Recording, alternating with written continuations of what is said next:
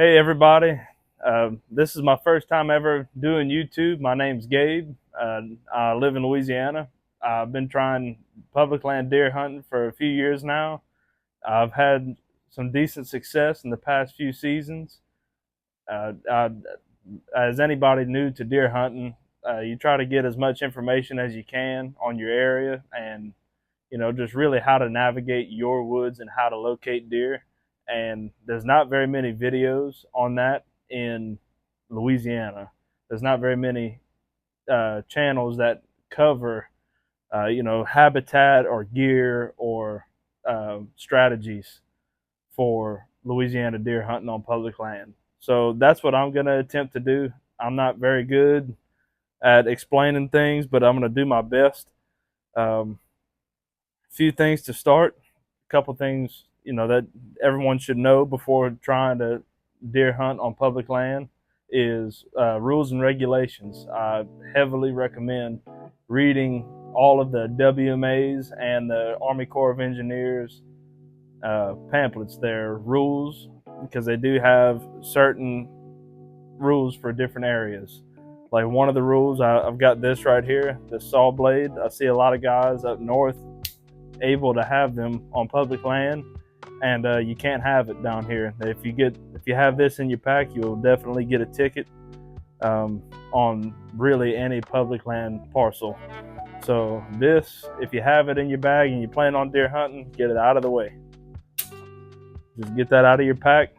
You're not supposed to cut any brush. That means no machetes, no saws, or anything of that sort. And I know that you are allowed to break uh, undergrowth and things like that out of the way, such as briar patch, but by hand. So no extra tools. Just leave them at home, and you should be good. Um, Another thing is most of these places require you to sign in and out.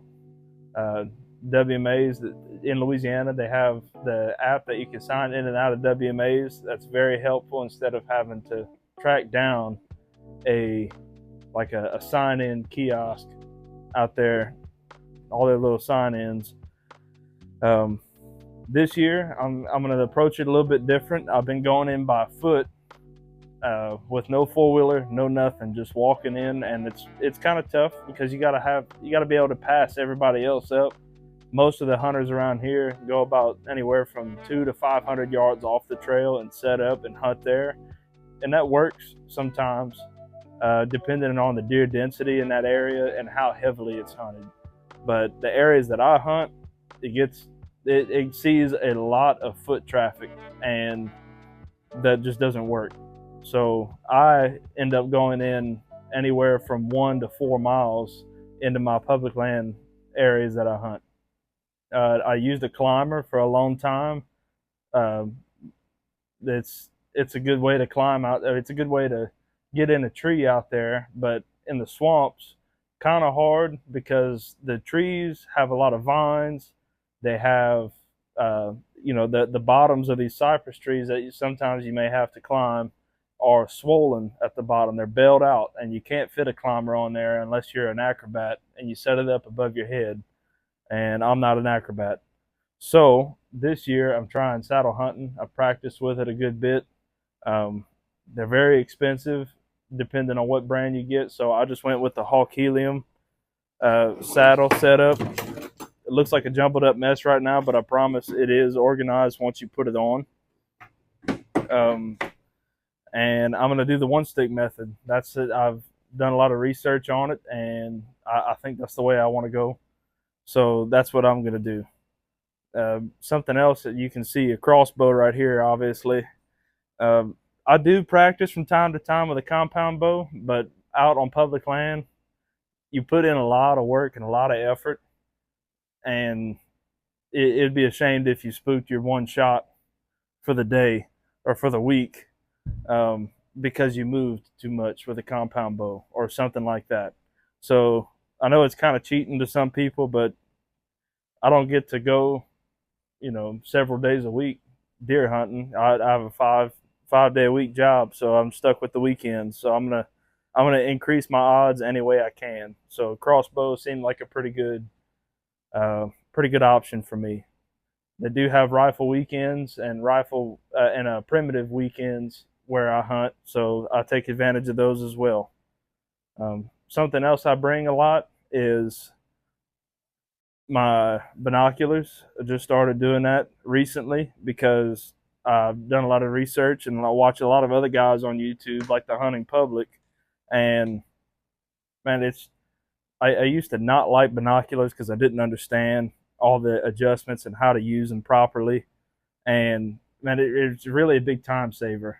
And if you kind of think you're seeing a deer, you're seeing some movement, and you set up in a spot and you just wait and wait and wait for that to move. That's a lot of time wasted out in the woods. So this is a time saver. That's what I think it is. It's not really going to do anything major. It's not going to help you see more deer. If there's deer in the area, you'll see them. If there's not deer in the area, you won't see them. So binoculars will help clear up some of the confusion that you see in the distance. And it also help you avoid other hunters. If you see movement and you think it could be a hunter, you can take a look and see. I try to be as courteous as I can in the woods.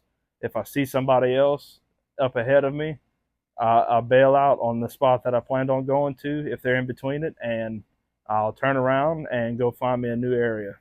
So I don't like that being done to me, so I don't do it to other people. Something else I've been doing is, instead of a backpack like most guys do, I do basically a fanny pack. That's just from Cabela's, like 20, $30, something like that.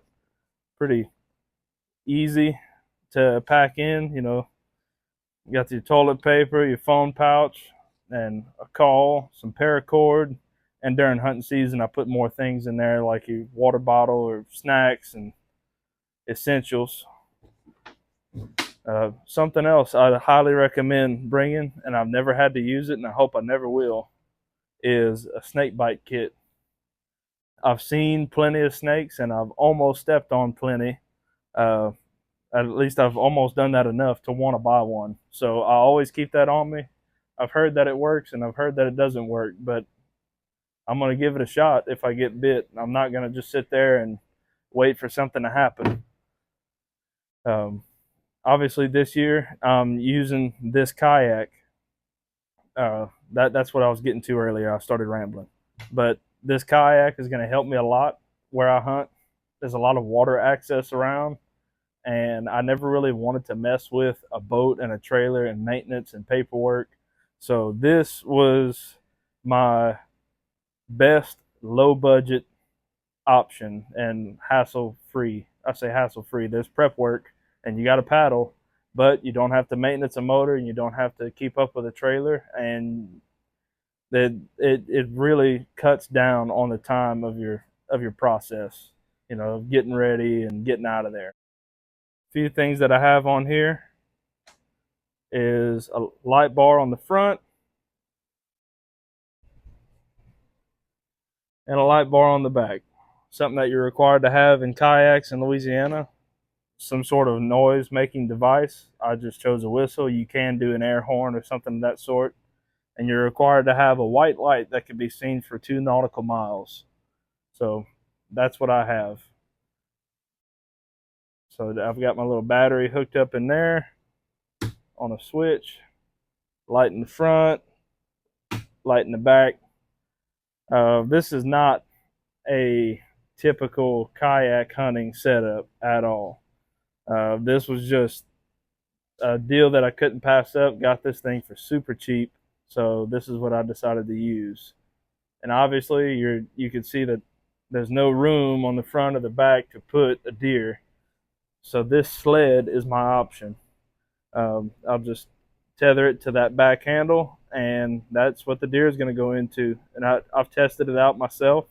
220 pounds, and I sat in it and went in the water, and it floats. It's good to go. Something else I recommend is some sort of GPS map on your phone.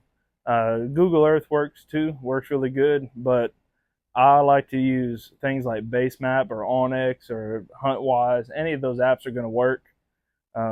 I stick with the free stuff. I don't need all the fancy stuff that comes with the elite packages and all that. I just need a tracker. That way, if when I leave the truck, I can press a tracker and I can see my exact route in and out of there. I could drop pins on good trees to climb, on tracks, anything of the sort. Um, Most of the apps will border or outline your WMAs and NWRs. So you'll know with the use of the GPS, you will know if you are on public or private, which is very important. You always want to avoid, trespassing or anything that will get you a ticket. You don't want to do that, and that makes for a horrible hunting day. Something else I use is an ozone machine. This is, this is just a cheapo. I've got one for in the truck. I'll turn it on the night before, kills all the scents in the truck. If it smells like a dog or gas station food, whatever, it'll kill it. And then I have another one that goes in my closet with my hunting clothes.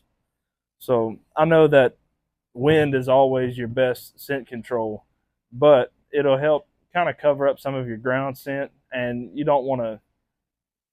I know that you're not going to get rid of all of the human scent, but you don't want to decrease your odds by smelling like your pet or your lunch or whatever. So any advantage that I can get, I'm going to try it. I do use the scent control sprays as well. I don't have a brand that I like. I just get what's on clearance. So that's kind of the type of hunter I am. Some of the deer that you can expect to see in Louisiana are pretty gnarly looking. They really don't have super good racks where I hunt. That I don't know if it's maybe their habitat, their nutrient intake, or maybe that's how much briars that they have to go through or whatnot. But this is kind of something that you find out there. This is one that was shot and never found, and I found it after season. While squirrel hunting. Squirrel season outlasts deer season over here. So that's technically a 3-point, but you can see he's pretty crazy looking. And judging by the looks of it, I'd say that's a 3-year-old, maybe 4, something like that. Old enough to be a shooter on public land over here. And this is the rack he has. So I have heard and seen other people in other WMAs in Louisiana shooting nicer racks more up north Louisiana, but when you start getting further south into the swamps, it's you're not gonna you can't expect to look for these beautiful typical racks. You'll find them here and there, but a lot of times it's gonna be something kind of gnarly like that.